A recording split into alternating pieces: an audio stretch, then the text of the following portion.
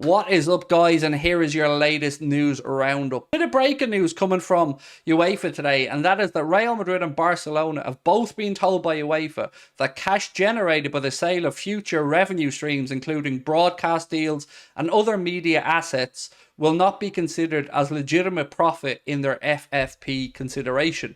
Now, what this really means, I don't know, because FFP at this moment in time is something that leaves us all scratching our heads. We've seen Manchester United get fined £300,000 for a minor FFP breach, but does this mean that potentially Real Madrid and Barcelona could be in some hot water? You know, there's still the Super League stuff to speak about. So I'm intrigued to see how this one goes, and I'd love to know your thoughts on it. You know, we know that Barcelona had those famous levers that they were pulling left, right and centre to try and get themselves out of trouble. Well, maybe they've gotten themselves into even more trouble that way. It's in the Telegraph if you want to have a read of it yourself. So again, just wanted to bring it to you.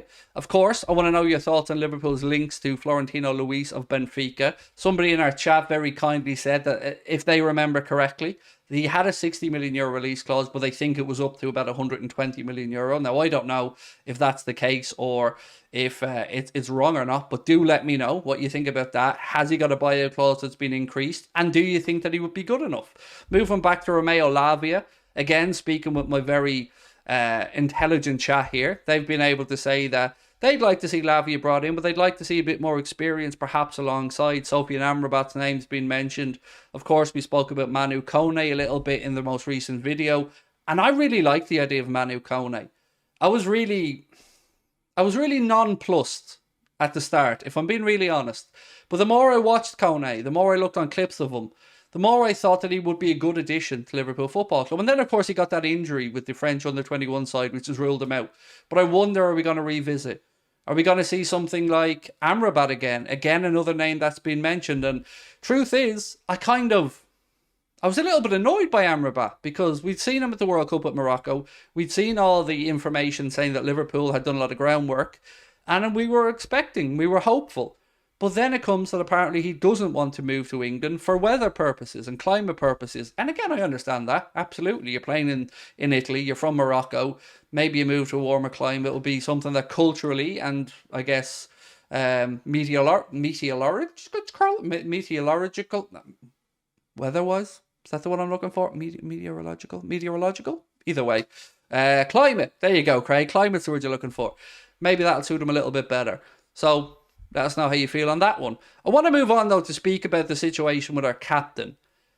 Would you take the £13 million if it was on offer? Because, again, we've been chatting here, and I'm of the mindset at this point I would take the 13 million. Now, I totally understand how Liverpool have a valuation of Henderson on about 20 million quid, looking at the Koulibaly fee. But I also know it's a distraction. And we've seen before that distractions can become, well, a big problem. Look at what was happening around the time when Salah's contract, and look how big a headline that was constantly in Liverpool's faces. So for me, I think it's best for all parties to draw a line under it and move on.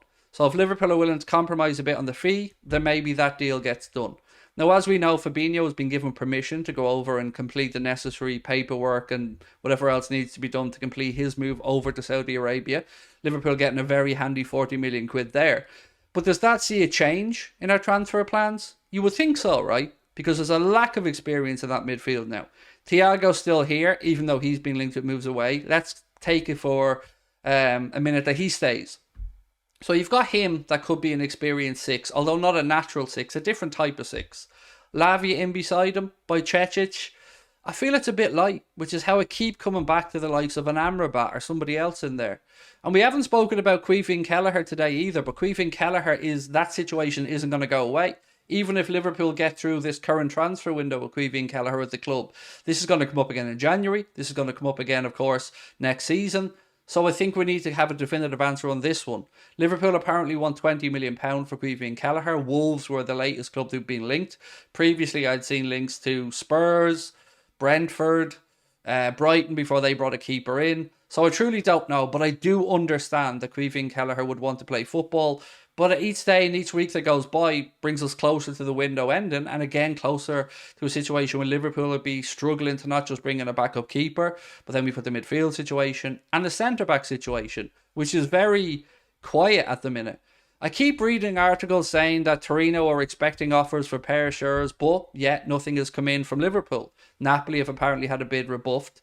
Then we've got Van de Ven, who 1 minute was going to Liverpool, then the next minute was likely to Spurs, and as of right now, truly don't know what happens. Do Liverpool look to go back in for Mark Gay, the centre-back, the young centre-back, Crystal Palace? Again, you're talking about a fee of 60 or 70 million if you listen to what the papers are saying about what Crystal Palace would want for him. So, I don't know. I know I want Colwill. I think most of my chat wants Colwill. And I was reading a piece earlier on from Darren McAnthony, the Peterborough chairman, and he was speaking about a young centre-back playing his trade there that he's shocked that the clubs like Liverpool haven't looked at. Now, the reason he mentioned Liverpool is, of course, Darren McAnthony, as well as being the Peterborough chairman, is also a Liverpool fan. So keep an eye on that young man. I can't remember his name off the top of my head now, but I'm sure a little quick search and you guys will be able to let me know who that is. So yeah, Gay for me, 60 million. No, too much money. Colwill's the one. If Liverpool can entice Chelsea to sell Colwill, and maybe they will, by the way, if they have to pony up 100 million for Caicedo. So it's easy to say he's a Chelsea player, and I get that, and you need to be respectful. It's easy to say that Pochettino would want him to say. But ultimately, I don't think, and this is just me guessing, I don't get the impression Colwill sees his future at Chelsea. So I think Liverpool might be potentially playing the long game here. Maybe we bring in a centre-back, maybe we don't. But if we have to wait a year, honestly, I'm okay to wait. If it means we get Colwill. I know, big statement. Who covers Verge at left side centre back? I know, I get it. But we know Klopp has targets. And when Klopp has targets or number 1 targets, Klopp doesn't like to change and go after number 2 or number 3. So this time next year, then Colwill being the final year of his contract makes it a little bit more likely that they would sell. Although you could make a different argument and say that he could have another year's experience and could be worth, well, even more money than the rumoured 60 million quid he probably costs right now. So after that, there's not really much more to add. It's just all down to what happens in midfield. Calvin Phillips' name, as I said to you guys before, had been mentioned. 1, I don't want Calvin Phillips. But 2, I don't think Manchester City would sell him. Amrabat, I'm open to that one. But I've not seen anything to suggest that Liverpool are getting the signals that they want from him, that he'd be willing to come.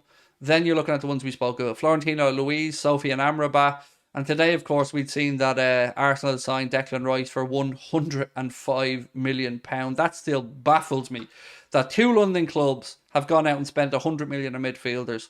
Chelsea brought in the dude from Benfica, Enzo Fernandez, £106.5 million. Arsenal have just brought in Declan Rice, £100 million.